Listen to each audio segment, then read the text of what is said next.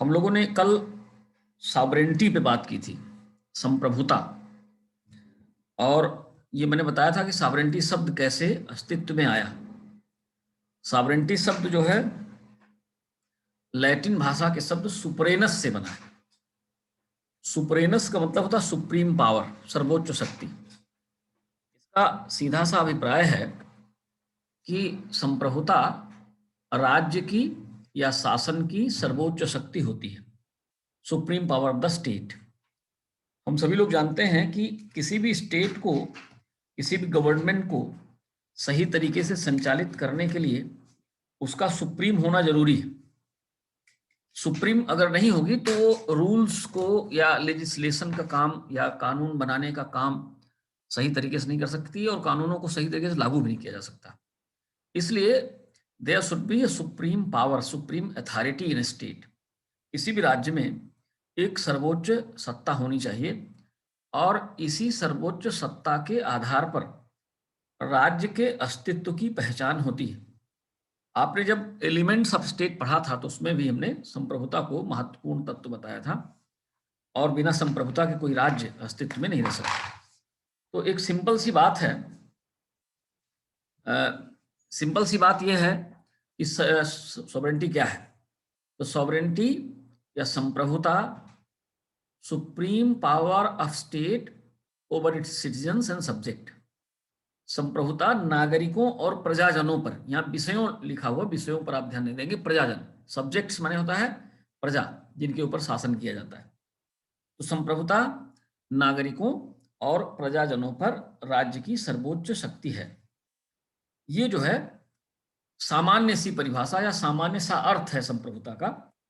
और इसी आधार पे अलग अलग विद्वानों ने संप्रभुता को परिभाषित करने की भी कोशिश की है, जिनके संबंध में कल थोड़ी सी बात हुई थी। आज हम लोग विस्तार से उसकी चर्चा करते हैं। एक विद्वान है जेलिनेक, और जेलिनेक कहते हैं कि संप्रभुता क्या है। संप्रभुता किसी भी राज्य का वह लक्षण है जिसके कारण वह अपनी इच्छा के अतिरिक्त किसी दूसरे की इच्छा या बाहरी शक्ति के आदेश से नहीं बनता। Sovereignty is that characteristics of state by virtue of his which it cannot be legally bound except by its own will or limited by any power other than itself। अब इसको बहुत कायदे से अगर आप समझेंगे तो आपकी बात समझ में आ जाएगी। संप्रभुता वह क्वालिटी, वह गुण है राज्य का जिसके कारण वह केवल अपनी इच्छा से बंधा हुआ होता है। मतलब यह है कि अपनी इच्छा से ही सारे कार्य करता है, किसी दूसरे की इच्छा या किसी अन्य राज्य की इच्छा संप्रभु की शक्तियों पर बाध्यकारी नहीं होता। अर्थात संप्रभुता जो है सुप्रीम विल है, supreme will of the sovereign, supreme will of the state. राज्य की सर्वोच्च इच्छा है, उसकी इच्छा के अतिरिक्त किसी दूसरी इच्छा का अर्थ नहीं होता। कोई भी दूसरी इच्छा उसकी इच्छा पर हावी नहीं हो सकती। तो यह संप्रभुता का लक्षण है, यह संप्रभुता की परिभाषा है जेलिनेक के अनुसार। जीन बोना ने परिभाषा दी है, sovereignty is the supreme power of the state. संप्रभुता राज्य की सर्वोच्च शक्ति है ओवर सिटीजन्स एंड सब्जेक्ट्स, नागरिकों और प्रजाजनों के ऊपर, अनरेस्ट्रेन्ड बाय लॉ, जो कानून के द्वारा अनियंत्रित है। ये तीन बातें आपको समझना है। पहली बात तो supreme power of the state, दूसरी बात ओवर सिटीजन्स एंड सब्जेक्ट्स, संप्रभुता राज्य की सर्वोच्च शक्ति है, नागरिकों और प्रजाजनों पर संप्रभुता अपनी सर्वोच्च शक्ति का उपयोग करती है। और तीसरी जो महत्वपूर्ण बात है, it is not restrained by law. कोई भी कानून, देश का कोई भी कानून संप्रभुता की शक्तियों को सीमित नहीं कर सकता। दूसरे शब्दों में अगर ये कहें कि संप्रभु जो है वो कानूनों से ऊपर है या सर्वोच्च विधि निर्माता है। कोई भी सारे कानून होते हैं जो राष्ट्र के, वो संप्रभुता की इच्छा और संप्रभु की इच्छा और संप्रभु के द्वारा बनाए जाते हैं। तो ये परिभाषाएं हैं। ग्रोसियस एक विद्वान है ग्रोसियस, इंटरनेशनल लॉ से जुड़े हुए विद्वान है। ग्रोसियस क्या कहते हैं? Sovereignty is the supreme political power. संप्रभुता सर्वोच्च राजनीतिक शक्ति है। वेस्टेड इन हिम, उस, और ये शक्ति उस व्यक्ति के अंदर निहित होती है, whose acts are not subject to any other, जिसके कार्य किसी दूसरे के अधीन नहीं होते, and whose will can not be overridden, और जिसकी इच्छा का अतिक्रमण नहीं किया जा सकता। तो ये परिभाषा है, लगभग सभी विद्वानों ने एक ही तरह से संप्रभुता की परिभाषा करने की कोशिश की है। ये परिभाषा हम आपको फिर से सुना देते हैं। Sovereignty is the supreme political power vested in him whose acts are not subject to any other and whose will cannot be overridden। यानी संप्रभुता किसी व्यक्ति में निहित वह सर्वोच्च राजनीतिक शक्ति है जिसके कार्य किसी दूसरे के अधीन न हो और जिसकी इच्छा का अतिक्रमण नहीं किया जा सकता। अर्थात संप्रभुता की जो संप्रभु है उसकी इच्छा ही सर्वोच्च होती है और उसकी इच्छा ही कानून होता है, और उस कानून के अधीन राज्य में रहने वाली समस्त जनता रहती है। उसके बाहर किसी भी सत्ता या किसी भी प्राधिकार की कल्पना नहीं किया जा सकता। डिग्बी ने संप्रभुता की परिभाषा इसी तरह से की है। डिग्बी कहते हैं sovereignty is the commanding power of the state. संप्रभुता राज्य की नियंत्रणकारी शक्ति है। कमांडिंग पावर का अर्थ होता है आदेश देने वाली या नियंत्रण करने वाली शक्ति है। तो ये कमांडिंग पावर है राज्य का। It is the will of the nation, यह राष्ट्र की इच्छा है जो राज्य के अंदर संगठित होती है। It is the will of the state organised, will of the nation organised in the state. ये किसी राष्ट्र की इच्छा है जो किसी राज्य के रूप में संगठित होती है। यहाँ पे राष्ट्र और राज्य का अंतर दिखाई पड़ रहा है। राष्ट्र जो है संपूर्ण एग्रीगेट ऑफ इंडिविजुअल, सभी लोगों का समूह जो एक दूसरे से संबद्ध होता है, आबद्ध होता है, और जो राज्य की सीमाओं के अंतर्गत रहता है, निवास करता है। It is right to give unconditional orders to all individuals. संप्रभुता की जो शक्ति है ये अनकंडीशनल है, इस पे आप कोई शर्त नहीं लगा सकते, और बिना शर्त के किसी भी व्यक्ति, किसी भी समूह और किसी भी संस्था के लिए आदेश संप्रभु के द्वारा जारी किया जा सकता है, और प्रत्येक संस्था, प्रत्येक व्यक्ति और प्रत्येक इकाई को उसकी शक्तियों को, उसके आदेशों को मानना होगा। तो ये है संप्रभुता, राज्य की आदेश देने वाली शक्ति है। वह राष्ट्र के रूप में संगठित राज्य की इच्छा है। यह राज्य की भूमि में रहने वाले सभी व्यक्तियों को बिना शर्त आज्ञा देने का अधिकार है। अर्थात you cannot put any condition on the supreme power, on the supreme authority of a sovereign. आप संप्रभुता की इच्छा पे किसी प्रकार का कोई नियंत्रण या कोई अंकुश नहीं लगा सकते। पोलक ने कहा है sovereignty is that power which is neither temporary nor delegated nor subject to particular rules, which it cannot alter, not answerable to anyone, any other power on earth।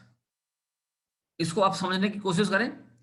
Pollock कहते हैं संप्रभुता वह शक्ति है जो ना तो टेम्परेरी है, अर्थात अस्थायी नहीं है, ये एक परमानेंट पावर है, परमानेंट शक्ति है, और किसी दूसरे के द्वारा संप्रभुता की शक्ति दी नहीं जाती है। अगर कोई ये कहता है कि संप्रभुता की शक्ति जो है किसी को प्रदाय किया जाए और वो किसी की अनुकंपा पर, किसी की कृपा पर कोई काम करे, तो ये संभव नहीं है। Sovereignty is that power which is neither temporary, ना तो ये टेम्परेरी है ना डेलीगेटेड है। डेलीगेटेड माने किसी को दिया जाना। कोई व्यक्ति संप्रभु की शक्तियों किसी को दे नहीं सकता है। अगर कोई ये संप्रभु ये कहे कि हम अपनी शक्तियां आपको देते हैं तो ये संभव नहीं। It can not be divided, it cannot be alienated, इसको हम एलिनेट नहीं कर सकते, अलग नहीं कर सकते, बांट नहीं सकते, आगे चलेंगे तो हम लोग उसको पढ़ेंगे। और ना वह किन्हीं ऐसे नियमों के अधीन है जिसको वह बदल ना सके। ऐसा कोई भी नियम नहीं है जिसके अधीन संप्रभुता को हम रख सकते हैं। यानी संप्रभुता किसी भी नियम, किसी भी कानून में परिवर्तन कर सकती है, उसकी जगह पर नए कानून ला सकती है और नए कानून जनता के ऊपर लागू कर सकती है। तो ये पोलक की परिभाषा है। आप चाहें तो एक बार पुनः सुन लें। Sovereignty is that power which is neither temporary. संप्रभुता वह शक्ति है जो ना तो क्षणिक है या ना टेम्परेरी है, ना डेलीगेटेड, ना किसी अन्य को दी जा सकती है, ना सब्जेक्ट टू पर्टिकुलर रूल्स, ना किसी विशेष कानून के अधीन है संप्रभुता की शक्ति। ऐसा कानून जिसमें यह सुधार न कर सके, जिसको ये बदल न सके, ऐसा कोई कानून नहीं है पृथ्वी पर जिसको संप्रभु बदल न सके। और यह किसी भी व्यक्ति के प्रति जवाबदेह नहीं है। Nobody can answer, nobody can question the power of a sovereign. किसी भी राज्य व्यवस्था के अंदर कोई भी व्यक्ति, कोई भी व्यक्ति समूह, कोई भी संस्था संप्रभु की शक्तियों को प्रश्नगत नहीं कर सकता, अर्थात संप्रभु की शक्तियों पर प्रश्न नहीं उठा सकता। बिलोवी ने बहुत ही सिंपल सी परिभाषा दी है संप्रभुता की, और वो कहते हैं संप्रभुता, sovereignty is the supreme will of the state. संप्रभुता राज्य की सर्वोपरि इच्छा है, अर्थात इसके ऊपर कोई भी इच्छा या किसी की इच्छा नहीं। इसी तरह से वुड्रो विल्सन ने भी परिभाषित किया है, और वुड्रो विल्सन कहते हैं sovereignty is the daily operative power of framing and giving efficiency to law. Sovereignty प्रतिदिन क्रियाशील रहकर कानूनों को बनाने वाली और कानूनों को प्रभावी करने वाली या कानूनों को लागू करने वाली शक्ति है। तो ये इस तरह से आपने संप्रभुता को समझ लिया। Sovereignty is the daily operative power of framing and giving efficiency to law. संप्रभुता प्रतिदिन क्रियाशील रहकर कानून बनाती है और कानूनों को क्रियाशील करती है, कानूनों को क्रियान्वित करती है। यानी केवल कानून बनाना ही संप्रभुता का काम नहीं है, संप्रभु का काम यह भी है कि वो देखे कि how the laws are being operated in a system. किसी भी सिस्टम में कानून कैसे ऑपरेट हो रहे हैं, कैसे लागू हो रहे हैं, कैसे क्रियाशील हो रहे हैं, इनका भी निरीक्षण करने का काम संप्रभुता का है। तो ये वुड्रो विल्सन की परिभाषा है। बर्गेस ने और स्पष्ट परिभाषा की है। बर्गेस कहते हैं कि sovereignty is the original absolute unlimited power over the individual subjects and over all association of subjects. संप्रभुता प्रत्येक प्रजाजन व उसके समुदायों पर राज्य की मौलिक, निरंकुश और असीमित शक्ति। इन तीनों शब्दों को समझना जरूरी है। ओरिजिनल, ओरिजिनल का मतलब क्या है कि power of a sovereign originates with him. संप्रभु की जो शक्ति है वो संप्रभु से ही जन्म लेती है, अर्थात ये मौलिक है। कहीं दूसरे से संप्रभु अपनी शक्तियों को प्राप्त नहीं करता है या किसी दूसरे से ले नहीं सकता है। It is original power and that originates from the sovereign himself, जो संप्रभु से ही पैदा होती है। एब्सोल्यूट है, एब्सोल्यूट माने निरपेक्ष या निरंकुश, निरंकुश है, अर्थात कोई भी व्यक्ति संप्रभु की शक्तियों पर कोई नियंत्रण नहीं लगा सकता। It is absolute power. और फिर क्या है, अनलिमिटेड है, यह असीमित है, अर्थात किसी भी राज्य व्यवस्था के अंतर्गत कोई भी व्यक्ति, कोई भी सत्ता या कोई भी शक्ति संप्रभु की शक्तियों को सीमित नहीं कर सकती। तो ये संप्रभुता इस तरह से सुप्रीम पावर ऑफ स्टेट है। जैसे हमारे यहाँ भारत के राष्ट्रपति हैं, तो राष्ट्रपति संप्रभु हैं, संप्रभु हैं, किसी कानून के अधीन नहीं है, वो सर्वोच्च विधि निर्माता है। कोई भी कानून राष्ट्रपति की शक्तियों को चुनौती नहीं दे सकता। इसी तरह से दूसरे देश के जो राष्ट्राध्यक्ष होते हैं, जो विधि पूर्वक चुने गए संप्रभु हैं, तो उनकी शक्तियां असीमित हैं और वो अनलिमिटेड है।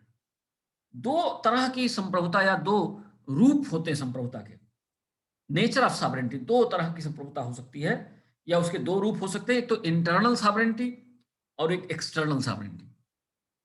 इंटरनल सॉवरेंटी मतलब हुआ कि आंतरिक रूप से किसी भी राज्य की सीमा, किसी भी देश में बहुत सारे संगठन होते हैं, बहुत सारे समूह होते हैं, जैसे पॉलिटिकल पार्टीज हैं, जैसे प्रेशर ग्रुप्स हैं, बहुत सारे राजनीतिक दल होते हैं, बहुत सारे दबाव समूह होते हैं, बिजनेस ग्रुप्स होते हैं, इंटरेस्ट ग्रुप्स होते हैं, बहुत सारी यूनिट्स होती हैं, इकाइयां होती हैं, धार्मिक समूह होते हैं, तमाम प्रकार के समूह होते हैं।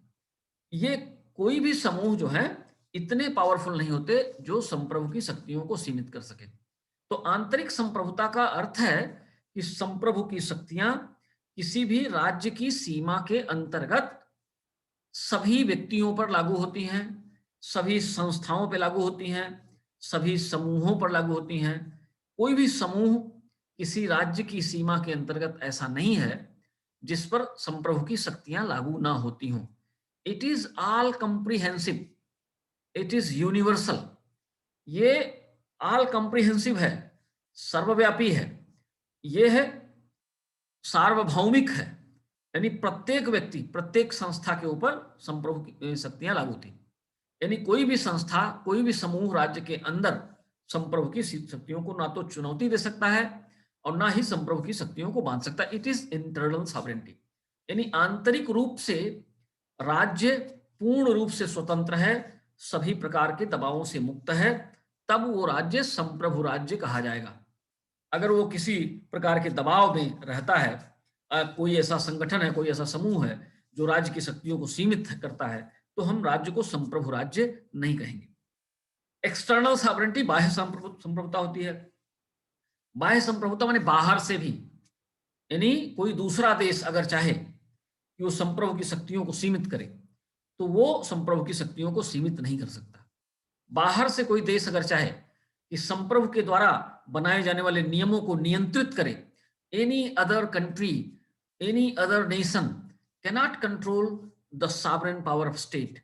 तो इस तरह से संप्रभु आप तभी हो सकते हैं when you are free from any kind of internal और एक्सटर्नल कंट्रोल। जब आप किसी भी प्रकार के आंतरिक और बाह्य नियंत्रण से पूरी तरह से मुक्त होते हैं, तब आप संप्रभु कहे जाते हैं।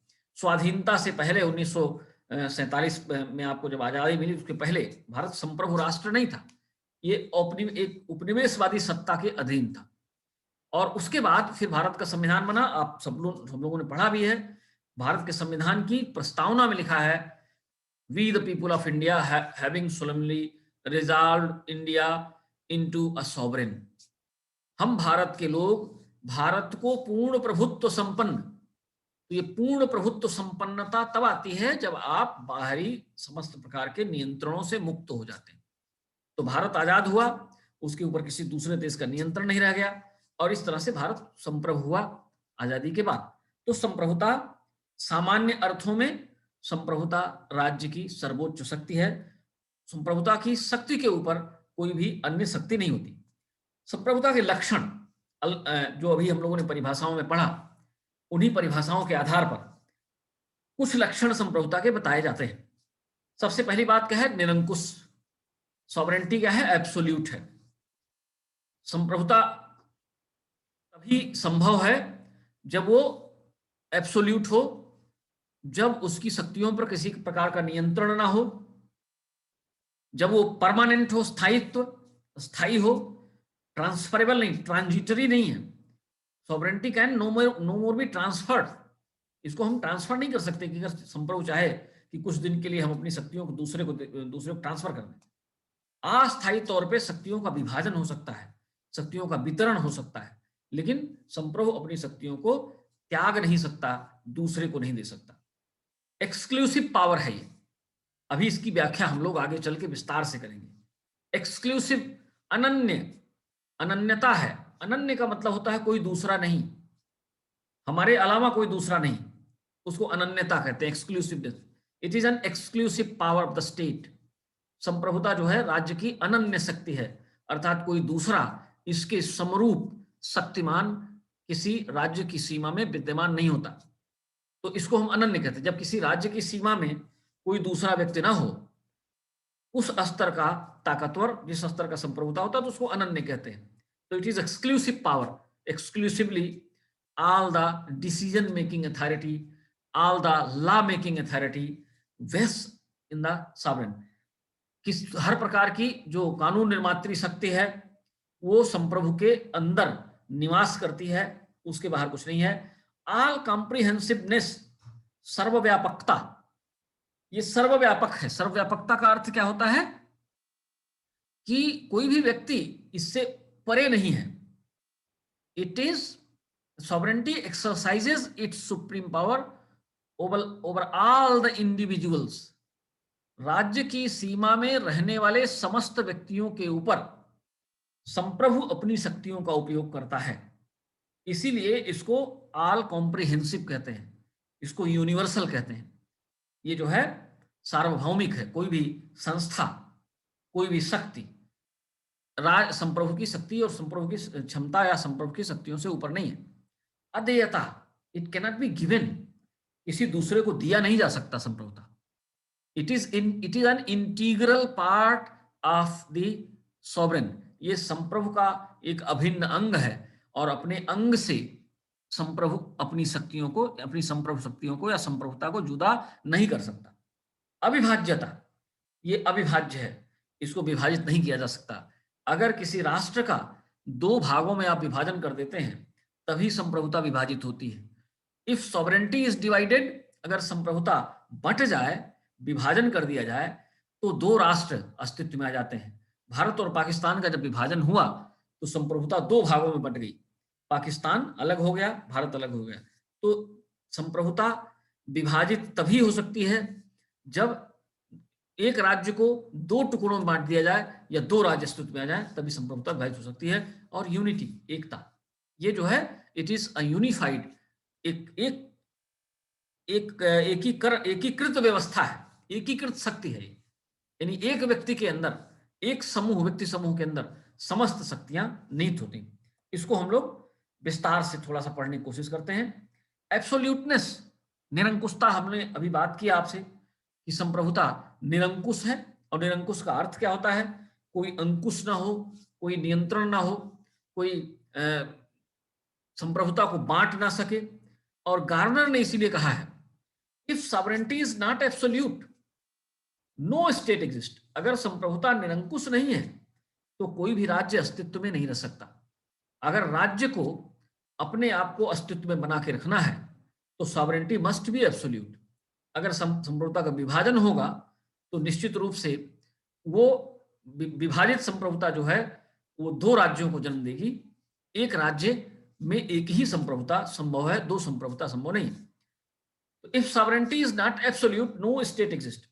If sovereignty is divided, more than one state exist. अगर संप्रभुता को बांट देते हैं तो एक से अधिक राज्यों का जन्म होता है। तो इस तरह से संप्रभुता को हम विभाजित नहीं कर सकते। परमानेंस, स्थायित्व, संप्रभुता इट इज नॉट ट्रांजिटरी, ये ट्रांजिटरी नहीं है, संक्रमणशील नहीं है। इसको हम दूसरे को नहीं दे सकते या इसको हटा नहीं सकते। It is permanent, it is a permanent power of the state. ये राज्य की अस्थायी शक्ति है और अस्थायित्व जो है संप्रभुता का एक विशिष्ट लक्षण है। अनन्यता, जिसकी बात हम लोग अभी आपसे कर रहे थे, अनन्यता या अपवर्जिता, it is an exclusive power. ये अनन्य शक्ति है, अर्थात संप्रभु के समकक्ष कोई दूसरी शक्ति, कोई दूसरी संस्था राज्य में अस्तित्व में नहीं रह सकती। तो अनन्यता एक विशिष्ट लक्षण है। ऑल कॉम्प्रिहेंसिवनेस, इसके बारे में हमने बात किया कि संप्रभुता में संप्रभुता सबके ऊपर लागू होती है। संप्रभुता यूनिवर्सल है, it is universally applied to each individual group. प्रत्येक व्यक्ति पर सार्वभौमिक रूप से संप्रभुता लागू होती है, प्रत्येक समूह पर सार्वभौमिक रूप से संप्रभुता लागू होती है। कोई भी समूह संप्रभुता की नियंत्रणकारी शक्ति से ऊपर नहीं है। हर व्यक्ति को एक ही कानून के अधीन रहना है, कोई भी कानून के बाहर नहीं हो सकता, कोई भी कानून का अतिक्रमण नहीं हो सकता। तो ये है ऑल कॉम्प्रिहेंसिवनेस। यानी हर संस्था, हर व्यक्ति पर संप्रभुता का प्रभाव। अदेयता, इनएलिनेबिलिटी, संप्रभुता it cannot be alienated. Alienation माने होता है अलग कर देना। It cannot be alienated, it is an integral part of the sovereign. संप्रभुता, जो संप्रभु की शक्तियां हैं, वो इंटीग्रल है, वो अभिन्न रूप से संप्रभु के साथ जुड़ी हुई हैं और वो संप्रभु से अलग नहीं हो सकती। लीबर, लीबर कहते हैं, लीबर ने कहा sovereignty can no more be alienated than a tree can alienate its right to sprout, or a man can transfer his life and personality without self destruction। बहुत सरल तरीके से लीबर ने संप्रभुता की इनएलिनेबिलिटी को परिभाषित करने की कोशिश की है। Sovereignty can no more be eliminated, संप्रभुता को कोई अलग थलग नहीं कर सकता, कोई अलग नहीं कर सकता। ठीक उसी प्रकार से जैसे एक वृक्ष अपने अंकुरित होने को के अधिकार को अलग नहीं कर सकता। अगर आपने वृक्ष लगाया है तो उसमें अंकुर जरूर फूटेंगे, अगर आपने पेड़ लगाया है तो उसमें फल जरूर आएगा।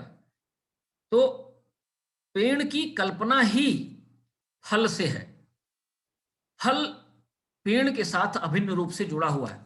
तो जिस तरह से हम किसी वृक्ष को फल देने के अधिकार से वंचित नहीं कर सकते, उसी तरह किसी भी संप्रभु को संप्रभुता की शक्तियों से वंचित नहीं कर सकते। तो लीबर कहते हैं sovereignty can no more be alienated, संप्रभुता को अलग थलग नहीं किया जा सकता है। ठीक उसी प्रकार से जैसे a tree can alienate its right to sprout, जैसे कोई वृक्ष अपने फलने फूलने के अधिकार को नहीं खो सकता, अंकुरित होने के अधिकार को नहीं खो सकता। अगर वृक्ष है तो अंकुरण होगा, वृक्ष को अंकुरण के अधिकार से पृथक नहीं किया जा सकता। इसी तरह से कोई भी व्यक्ति, किसी भी व्यक्ति को जीवन के अधिकार से आप मुक्त नहीं कर सकते जब तक कि व्यक्ति अपने आप को डिस्ट्रॉय न कर ले, जब तक कि व्यक्ति अपने आप का आत्मविनाश न कर ले। जब तक व्यक्ति अपने को नष्ट नहीं करेगा तब तक व्यक्ति जीवन से के अधिकार से पृथक नहीं हो सकता। उसी प्रकार संप्रभुता जो है अपने संप्रभु शक्तियों को अपने से पृथक नहीं कर सकती, और अगर अपने से पृथक करती है तो इसका मतलब वो समाप्त हो गई, अर्थात संप्रभु नहीं रह गया। तो ये इनएलिनेबिलिटी है। अविभाज्यता, इनडिविजिबिलिटी, संप्रभुता को हम विभाजित नहीं कर सकते। कैसे विभाजित नहीं कर सकते? अगर आप विभाजित करेंगे तो अभी आपने गार्नर का स्टेटमेंट पढ़ा, अगर विभाजित किया तो दो संप्रभु राज्य अस्तित्व में जाएंगे। तो sovereignty can no more be divided. और इसीलिए एक बहुत बड़े विद्वान हैं ट्रीट्स्के, ट्रीट्स्के कहते हैं divided sovereignty is an impossibility. विभाजित संप्रभुता अपने आप में एक असंभावना है, अर्थात संप्रभुता का विभाजन किसी भी प्रकार से संभव नहीं है। कैलहन एक विद्वान है, कैलहन ने अपनी बात से संप्रभुता की अविभाज्यता को स्पष्ट करने की कोशिश किया है। कैलहन कहते हैं sovereignty is an entire thing, संप्रभुता एक पूर्ण वस्तु है। To divide is to destroy it, इसको बांटना, इसको नष्ट कर देना है। अगर आप संप्रभु को बांटते हैं तो इसका मतलब संप्रभुता नष्ट हो गई। It is the supreme power in the state, यह राज्य में सर्वोच्च शक्ति है। And we might just as well speak half a square or half a triangle as of half a sovereignty. जिस तरह से हम आधे त्रिभुज या आधे वर्ग की कल्पना नहीं कर सकते, you cannot imagine a half square. Square का मतलब ही उसमें चार भुजाएं होनी चाहिए, अगर दो भुजाएं अलग कर दिए तो स्क्वायर नहीं रह जाएगा। तो जिस तरह से आप हाफ स्क्वायर की कल्पना नहीं कर सकते, हाफ ट्रायंगल की कल्पना नहीं कर सकते, आधे त्रिभुज की कल्पना नहीं कर सकते। त्रिकोण अगर है तो उसमें तीन कोण होने ही चाहिए, आप आधा त्रिकोण नहीं कह सकते। त्रिकोण माने तीन भुजाएं उसकी होनी चाहिए। तो जिस तरह से आप आधे वर्ग की कल्पना नहीं कर सकते, जिस तरह से आप आधे त्रिभुज की कल्पना नहीं कर सकते, उसी तरह से आप आधी संप्रभुता की कल्पना नहीं कर सकते। तो कैलहन का कहना है it is an entire thing, it cannot be divided. तो संप्रभुता को डिवाइड नहीं किया जा सकता। अगर आप संप्रभुता को बांटते हैं तो आप संप्रभुता की स्पिरिट को, उसकी भावना को नष्ट कर देते हैं। It is to destroy sovereignty. अगर आप विभाजन की बात करते हैं, संप्रभुता नष्ट हो जाती है। जैसा कि हमने आपको बताया, विभाजित हुआ तो दो राज्य अस्तित्व में है, यही चीज गार्नर कहते हैं। ट्रीट्स्के ने भी यही चीज कहा है। ट्रीट्स्के कहते हैं कि डिवाइडेड सॉवरेंटी इज इम्पॉसिबिलिटी, विभाजित संप्रभुता जो है वो अपने आप में असंभावना है। तो ये संप्रभुता के कुछ लक्षण हैं, और ये परीक्षा में कभी कभी पूछा जाता है, डिफाइन सॉवरेंटी, संप्रभुता को परिभाषित कीजिए और संप्रभुता की विशिष्टताओं की विवेचना कीजिए। What are the essential characteristics of sovereignty. तो ये चीजें आपको परीक्षा में अपने उत्तर में लिखना है। अब हम लोग आगे चलते हैं। संप्रभुता के विभिन्न रूप, डिफरेंट काइंड ऑफ सॉवरेंटी। संप्रभुता कई प्रकार की होती है। अलग अलग विद्वानों ने अपने सिद्धांत में या अपने विचारों के अनुसार संप्रभुता के अलग अलग प्रकार बताए। नाम मात्र की और वास्तविक संप्रभुता, नॉमिनल एंड रियल सॉवरेंटी। संप्रभुता नाम मात्र की हो सकती है और यथार्थ संप्रभुता हो सकती है। जैसे जो भी संसदीय परंपरा के देश हैं, भारत संसदीय परंपरा का देश है, ब्रिटेन संसदीय परंपरा का देश है, जितने भी संसदीय परंपरा के देश हैं वहां पे दो तरह के संप्रभु पाए जाते हैं।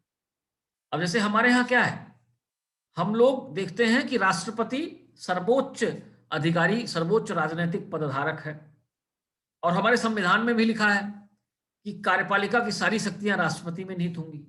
फिर आप देखते हैं कि प्रधानमंत्री सबसे ज्यादा सक्रिय रहते हैं, सारा काम प्रधानमंत्री करते हैं। तो प्रधानमंत्री क्या है, वास्तविक संप्रभु। तो राष्ट्रपति क्या है, नाम मात्र के संप्रभु हैं। संविधान में लिखा हुआ है कि सारी शक्तियां राष्ट्रपति के पास निहित होंगी, लेकिन उसमें यह भी लिखा हुआ है कि जिनका प्रयोग वह स्वयं या अपने अधीन लोगों के माध्यम से करेगा।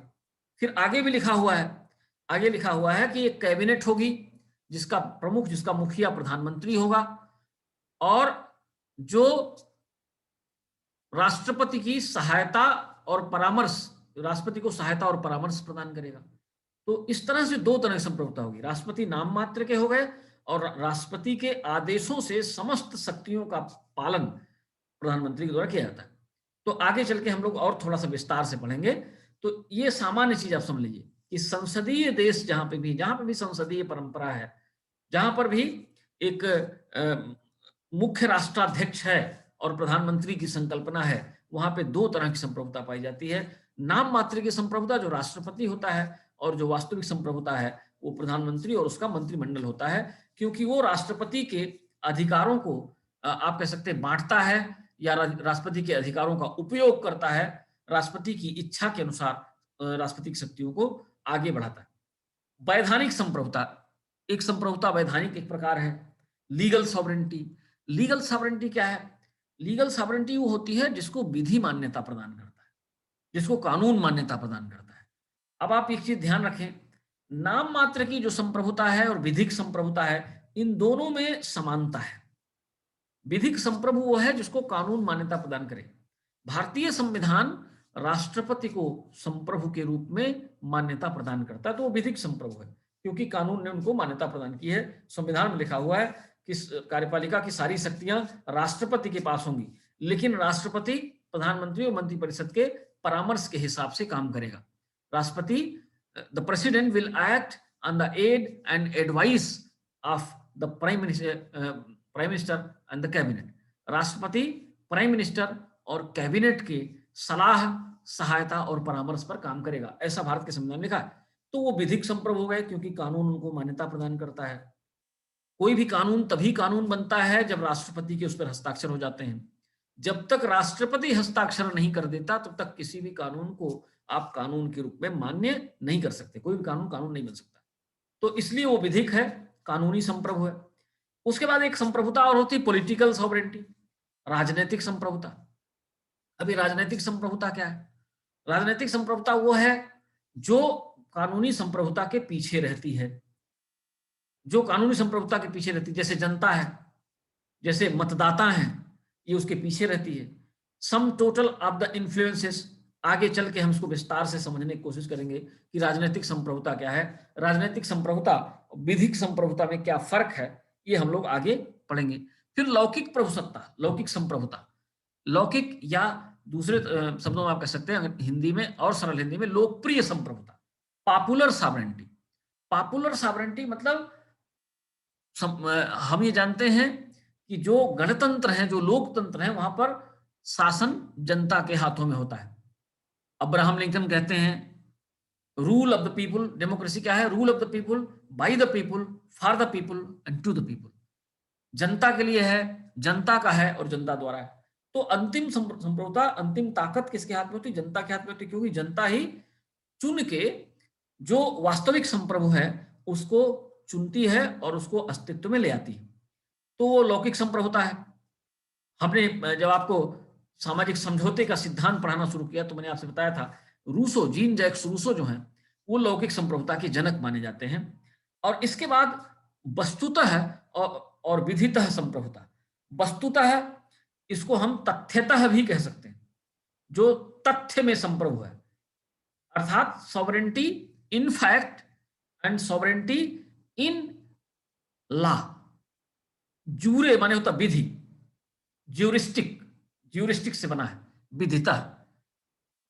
तो सॉवरेंटी इन फैक्ट वास्तव में जो दिखता है, और सॉवरेंटी इन लॉ और कानून में जो है। तो ये दो तरह की सॉवरेंटी होती है, तथ्यतः संप्रभुता और विधितः संप्रभुता, या वस्तुतः संप्रभुता या विधितः संप्रभुता। तो ये संप्रभुता के विविध प्रकार हैं और हम यहीं पे अपनी बात को आज बंद करना चाहते हैं।